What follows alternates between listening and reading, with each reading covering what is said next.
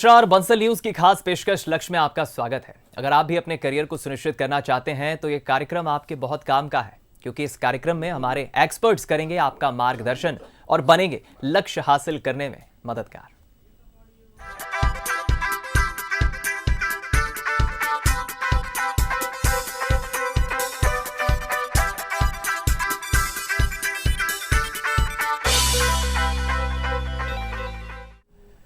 जैसा कि आप जानते हैं कि हमारे कार्यक्रम लक्ष्य में हम उन लोगों से आपको रूबरू कराते हैं जो शिक्षा के लिए बेहतर काम कर रहे हैं, शिक्षा के क्षेत्र में काम कर रहे हैं, छात्रों के मन में करियर को लेकर उठने वाले सवालों का जवाब देते हैं और कैसे शिक्षा का स्तर बढ़े इसके लिए कोशिश कर रहे हैं। तो लक्ष्य की आज की इस खास पेशकश में हमारे साथ भोपाल से नीरज शुक्ला जी मौजूद हैं, जो नीरज शुक्ला क्लासेस से हैं, भोपाल के डायरेक्टर भी हैं इस क्लासेस के। बहुत स्वागत है आपका नीरज जी। और साथ में हमारे एक स्टूडेंट भी है, नाम है रुद्र प्रताप सिंह, जो इसी क्लासेस में नीरज शुक्ला क्लासेस के स्टूडेंट हैं। चर्चा की शुरुआत करते हैं। सबसे पहले नीरज जी आपसे जानना चाहेंगे सर, अपनी क्लास के बारे में आप बताएं, उसके पहले आप व्यक्तिगत अपने बारे में बताएं। इस पेशे को आपने चुना, शिक्षा के क्षेत्र को आपने चुना, कितने वर्षों से आप as a teacher, as a mentor सेवाएं दे रहे हैं और शिक्षा के क्षेत्र में ही आगे जाना आपने क्यों चुना? सबसे पहले तो सर आपको और सभी दर्शकों को मेरा नमस्कार। नीरज शुक्ला क्लासेस हमारे यहाँ 8 से लेकर 12 तक की क्लासेस कंडक्ट कराई जाती हैं। बेसिकली 8, 9, 10th के स्टूडेंट के लिए ऑल सब्जेक्ट होता है और 11, 12th में फिजिक्स, केमिस्ट्री, मैथ्स और बायोलॉजी की क्लासेस ली जाती हैं। विगत 15 वर्षों से हमारी क्लासेस ली जा रही हैं और हमारी ब्रांचेस जहांगीराबाद और नीलबढ़ दोनों जगह पर हैं। लगभग 350 से 400 स्टूडेंट हमारी क्लासेस में आज अध्ययनरत हैं। जी, अपने क्लास के बारे में हम जानना चाहेंगे सर। आपने नाम अपने नाम पर ही रखा है क्लासेस का, नीरज शुक्ला क्लासेस। इसके पीछे कोई खास कारण या किसी का सजेशन? हम देखते हैं अलग अलग क्लासेस के नाम होते हैं, इसके पीछे कोई खास वजह? नहीं सर, इस तरह का कोई खास विषय नहीं था इसमें। नीरज शुक्ला क्लासेस लेते थे, उसमें कहीं ना कहीं कंट्रोवर्सी होती है कि किसी नाम से क्लासेस स्टार्ट हो जाती है, फिर फैकल्टी बार बार चेंजेस होती रहती है, तो ये कहीं ना कहीं एक इश्यू का कारण रहता है। बिल्कुल। कितने वर्षों से आप छात्रों का खास तौर पर मार्गदर्शन कर रहे हैं बतौर शिक्षक? 2007-08 में हमारी क्लासेस स्टार्ट हुई थी और लगभग 15 वर्ष पूर्ण हो चुके हैं हमारी क्लासेस को। और हमारे यहाँ ऑनलाइन और ऑफलाइन दोनों क्लासेस कंडक्ट कराई जाती हैं और फिजिक्स, केमिस्ट्री, बायोलॉजी, मैथ्स की हर सब्जेक्ट की दो फैकल्टी अवेलेबल रहती है, हर समय ही रहती है वो, जो कि बच्चों का गाइडेंस करती हैं। चलिए रुद्र, आपसे जानना चाहेंगे, आप अभी अपने बारे में बताएं, आप अभी स्टडीज़ में क्या कर रहे हैं और आगे चलकर आप अपना करियर कैसे प्लान कर रहे हैं, क्या बनना चाहते हैं? जी, मैं रुद्र प्रताप सिंह हूँ। मैं अभी 12th क्लास में हूँ और मैं PCM सब्जेक्ट से 12th कर रहा हूँ। अभी मैं आगे इंजीनियरिंग करना चाहता हूँ, जिसमें सर हमारा मार्गदर्शन भी कर रहे हैं। और आपने क्लासेस में एडमिशन कब लिया था? आपको किसी ने सजेशन दिया था? आप कैसे क्लासेस में पहुंचे? कितने वर्षों से आप यहाँ पर पढ़ रहे हैं? यहाँ का स्टाफ कैसा है? कैसे पढ़ाई पैटर्न है? इस पर क्या कहेंगे? सर के यहाँ से मैं दो साल से पढ़ रहा हूँ। सर के यहाँ मैंने मैथ्स लिया था, तभी से मेरे को रिकमेंडेशन मिल रही थी कि नीरज शुक्ला सर के यहाँ जाइए, जो मैथ्स बहुत अच्छे इंटरेस्ट के साथ पढ़ाते हैं, इसलिए मैंने सर के यहाँ चुना। और अभी हमारा 12th का सिलेबस हो चुका है और अभी टेस्ट सीरीज में ज़्यादा फोकस चल रहा है। तो सर की कोचिंग क्लासेस आपको एग्जाम के वक्त खास तौर पर कैसे मदद करती है? यहाँ से आप जो पढ़ते हैं, अपार्ट फ्रॉम स्कूलिंग एक्टिविटीज़, आपको सर की क्लासेस कैसे मदद करती है खास तौर पर एग्जाम्स के वक्त? सर का सिलेबस मिड दिसंबर नवंबर तक हो चुका था। इसके बाद सर ने ज़्यादा फोकस हमारा टेस्ट सीरीज़ पे रखा है। टेस्ट सीरीज़ में वैरायटी के क्वेश्चन मिले, इससे हमें कॉन्सेप्ट क्लियर हो गए हमारे, और जो हमें डाउट बने वो सर ने एक्स्ट्रा क्लास लेके हमें बताया, जिससे कि हमारी बहुत अच्छी प्रैक्टिस हो चुकी है बोर्ड एग्ज़ाम की। चलिए, बहुत अच्छी बात है। नीरज जी, आपसे जानना चाहेंगे, आपके जो संस्था है, जो कोचिंग क्लासेस हैं, पढ़ाने का पैटर्न बच्चों को क्या ऑफलाइन के अलावा ऑनलाइन मोड भी है? कैसे पढ़ाया जाता है? सर, ऑफलाइन के साथ साथ ऑनलाइन क्लासेस भी कंडक्ट कराई जाती हैं। बेसिकली कोरोना के समय पर ऑनलाइन क्लासेस चल रही थी, बट जब से परिस्थिति अनुकूल हुई हैं तब से ऑफलाइन क्लासेस ही कंडक्ट कराई जाती है। और बेसिकली हमारा फोकस जो है ज़्यादा से ज़्यादा टेस्ट सीरीज़ पे रहता है। जितनी ज़्यादा टेस्ट सीरीज़ बच्चों से कंडक्ट कराई जा सकती है, उससे कहीं ना कहीं उनका विश्लेषण करने में बहुत आसानी होती है। और कुछ बच्चे ऐसे हैं जो कि टेस्ट में सही मार्क्स, अच्छे मार्क्स नहीं लेके आ पाते हैं, तो उसका विश्लेषण कर उनसे रीटेस्ट लेके कहीं ना कहीं उनके कॉन्फिडेंस को इस तरह से बूस्ट किया जाता है। और जो भी कमियां रह जाती हैं तो उनकी अलग से क्लासेस लगाकर उसको पूरा किया जाता है। हम एक चीज़ ये भी देखते हैं कि पैटर्न होता है कई स्टूडेंट्स में, खासतौर पे बोर्ड एग्जाम्स को लेकर काफ़ी कंसर्न होते हैं, चाहे वो 10th बोर्ड हो 12th बोर्ड हो, ये प्रेशर होता है। रिजल्ट की हम बात करें नीरज सर, तो आपकी क्लासेस का अभी ओवरऑल अब तक क्या रिजल्ट पैटर्न रहा है और सबसे बेस्ट रिजल्ट क्या रहा? सर अभी तक हमारे 100% रिजल्ट ही रहा है बोर्ड एग्ज़ाम में।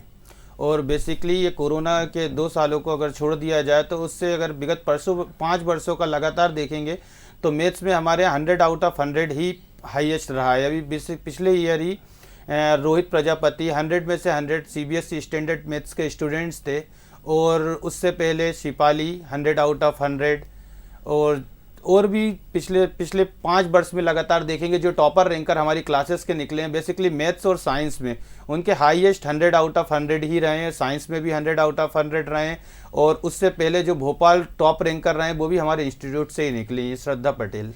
चलिए, ये बहुत अच्छी बात है कि टॉपर्स सर के क्लासेस से निकले हैं और काफ़ी बेहतर ढंग से उन्हें पढ़ाया जाता है, और भी हम चर्चा करेंगे।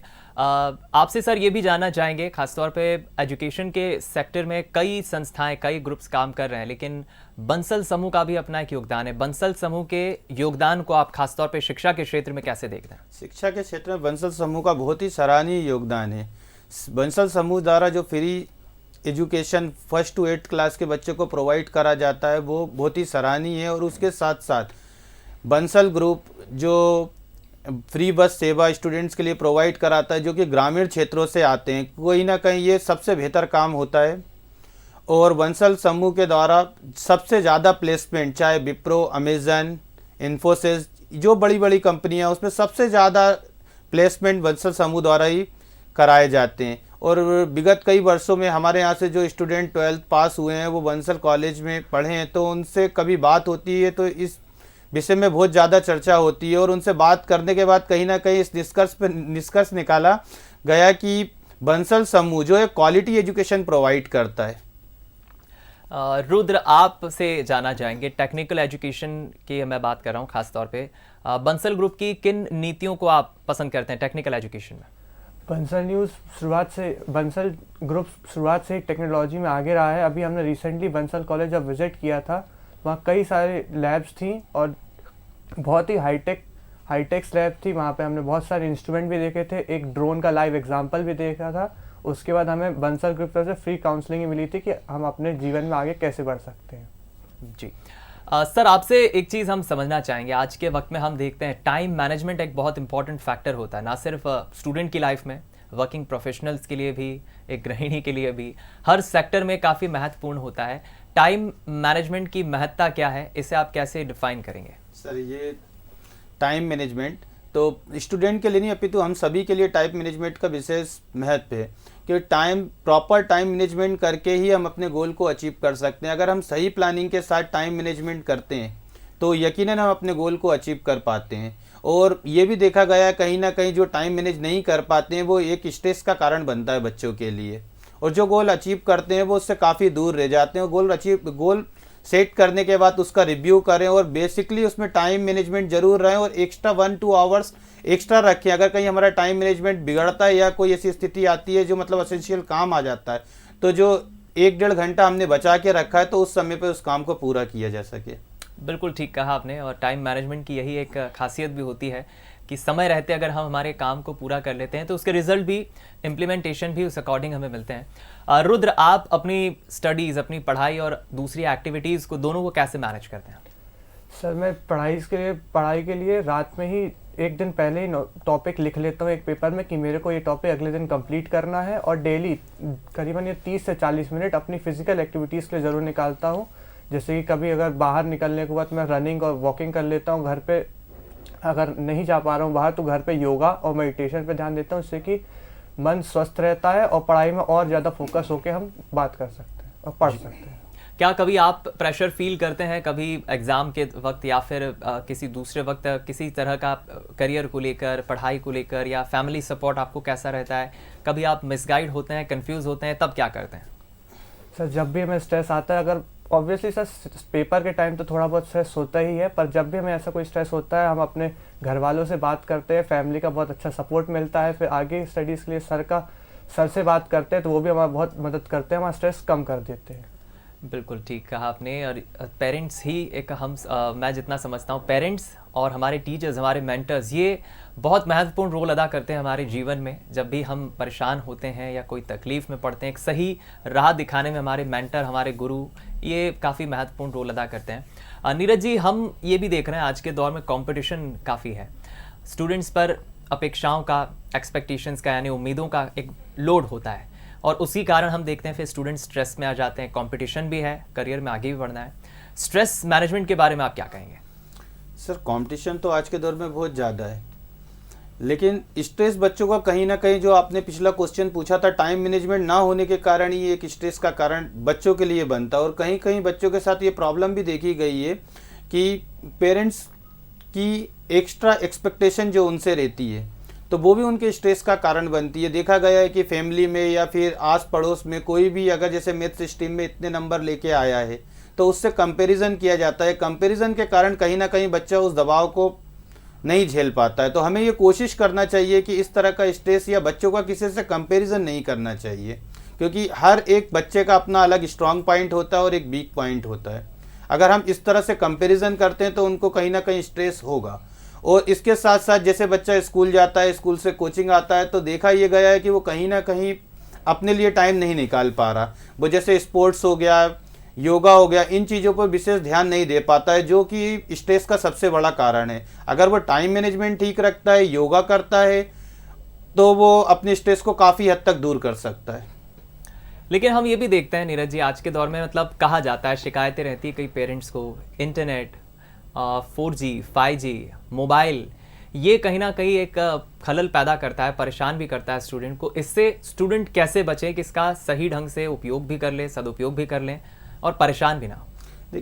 मोबाइल टेक्नोलॉजी जो है, कहीं ना कहीं हर चीज़ का एक पॉजिटिव और एक नेगेटिव इम्पैक्ट रहता है। जो कि अभी अपन ने बात करी, एक नेगेटिव इम्पैक्ट है कि जो बच्चे इसका सही यूज़ नहीं कर पा रहे हैं। अगर किसी बच्चे का सेल्फ कंट्रोल है और वो उसको सही तरीके से अगर यूज़ करता है, तो ये सबसे बेहतर रिसोर्सेज में से एक है, जिसका आज आप घर बैठे यूज़ करके सारी क्लासेस हो गई और भी जो अदर नॉलेज है वो अचीव कर सकते हैं। बट देखा गया बच्चे कहीं ना कहीं इससे बहुत डिस्ट्रैक्ट होते हैं, उनका सेल्फ कंट्रोल अपने ऊपर नहीं है, वो कहीं ना कहीं अवेयर नहीं है इन चीज़ों से, जिसके कारण ये प्रॉब्लम क्रिएट होती है।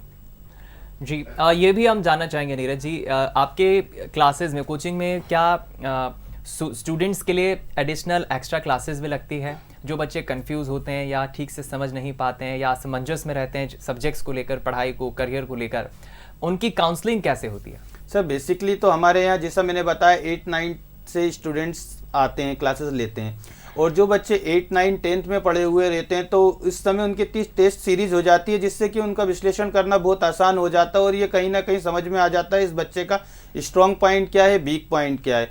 और हाँ, ये दिक्कत तब आती है जब बच्चा डायरेक्ट 11th क्लास में इंटर करता है, 11th क्लास में एडमिशन लेता है, तो उसको जज करने में, क्योंकि किसी भी बच्चे को जज करने में काफ़ी समय लग जाता है, टेस्ट सीरीज कंडक्ट कराई जाती है, उसके बाद ही उसका विश्लेषण होता है, तो उस स्थिति में थोड़ी परेशानी होती है। और बेसिकली जो हमारे यहाँ बच्चे पढ़ रहे हैं 9, 10th, 11th, 12th के, हम लोग समय समय पर काउंसलर को बुला के, और जैसे कि जिस फील्ड में MP के अंदर जो भी बेस्ट पोजीशन पर है, उनको बुलाकर उनका मार्गदर्शन किया जाता है। अगर कोई बच्चा UPSC की, IAS की, SSC की या BE के लिए या नीट के लिए, जिन विषयों में भी जिसमें अपना फ्यूचर बनाना चाहता है, उस फील्ड के बेस्ट टीचर्स को बुलाकर उनका मार्गदर्शन कराया जाता है और उस फील्ड से रिलेटेड सारी जानकारी उन्हें प्रोवाइड कराई जाती है, जिससे कि वो सही तरह से उनका मार्गदर्शन हो सके और सही सब्जेक्ट और सारे सब्जेक्टों के बारे में उन्हें सही जानकारी मिल सके। ये बहुत अच्छी बात है, स्टूडेंट्स के लिए काफ़ी मददगार होता है ये पैटर्न, ये तरीका।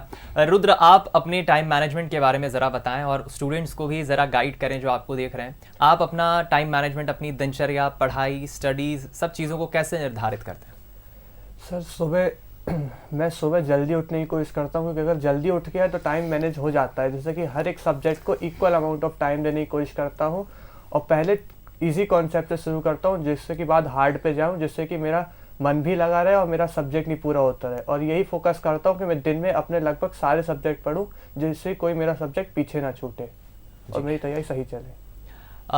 नीरज सर, एक चीज़ हम ये भी जानना चाहेंगे, टेक्निकल एजुकेशन के बारे में आजकल काफ़ी चर्चा है, खासतौर पर इंजीनियरिंग जो अपना करियर प्लान कर रहे हैं स्टूडेंट्स इंजीनियरिंग के क्षेत्र में। आप व्यक्तिगत टेक्निकल एजुकेशन को कैसे देखते हैं और आज के दौर में इसकी क्या उपयोगिता है?